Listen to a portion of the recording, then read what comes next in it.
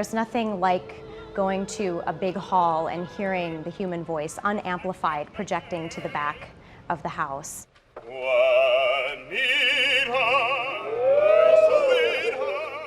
In opera, the tradition in this country and a lot of places has been to just do traditional work. So it's been a challenge sometimes to get people there, but once they see it, particularly when they see the type of new work that we're doing, there's been a real enthusiasm for it.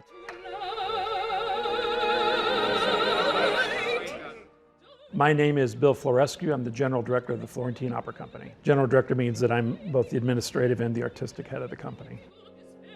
We're the sixth oldest professional opera company in the United States. We were founded in 1933 as the Italian opera chorus by John David Anello, who also founded Music Under the Stars, which became later the Milwaukee Symphony Orchestra.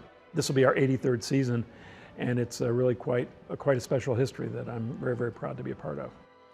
The company has quite a high profile nationally, even before some of the more recent accolades we've gotten. Historically, the Florentine did very traditional grand opera, obviously with the Italian operas of Rossini, Donizetti, and Verdi, and Puccini being sort of the cornerstone, sort of the core 19th century grand opera repertoire that a lot of people associate with grand opera. We've expanded that repertoire. We've taken on composers from the Baroque era, and then also New American Opera has really become one of our big calling cards, producing new work that we also record and release and distribute internationally. We're a combination now of what you would think of as traditional repertoire, but also new and old. So we sort of try to cover the whole gamut. Opera in Italian is just plural for the word that means works. It basically is another form of music theater.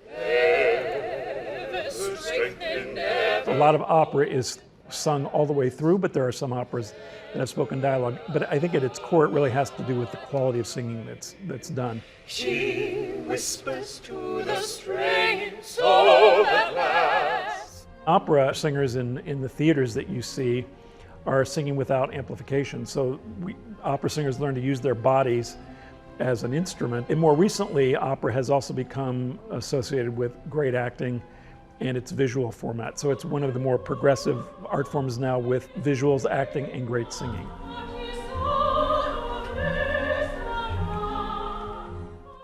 Soprano has the highest vocal range of all the voice types, and I'm kind of a lyric coloratura soprano, a mixture of the two. I like to sing long lyrical lines, but I also like to sing fast notes and very high.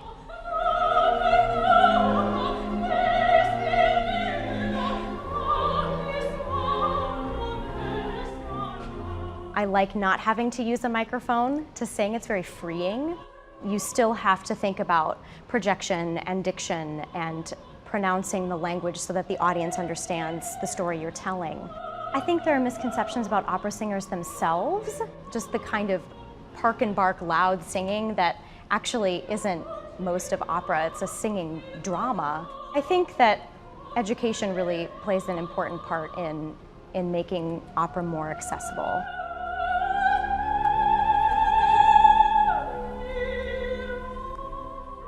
The combination of our chorus, which is made up of local people, our resident artists, and then the world-class artists we bring from all over, really present a mix that I think is again, at the very highest level of our field.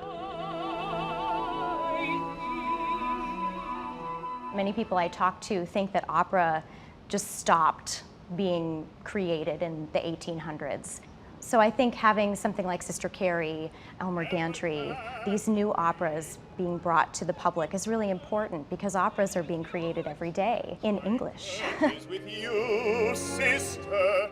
Somebody in my position in the 1800s and the 1900s had to be the person who did the first Tosca, or the first Marriage of Figaro, or the first Madame Butterfly.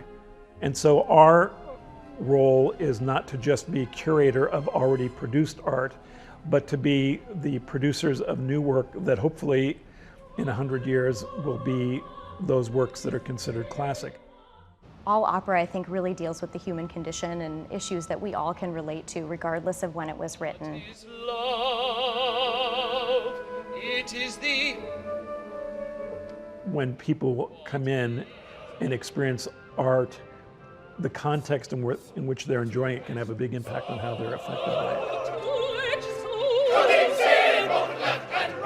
opera singers don't just stand and sing. They really do have to act out the drama while singing very virtuosic repertoire.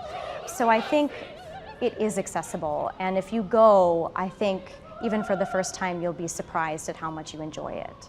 There's more new work being done in this country than anywhere in the world. So we've really embraced the form and expanded it, and I think the Florentine is uniquely positioned to do that, and the component that makes us unique is what we're doing with recording it and making it available for people to learn about the works even before they see them in the theater.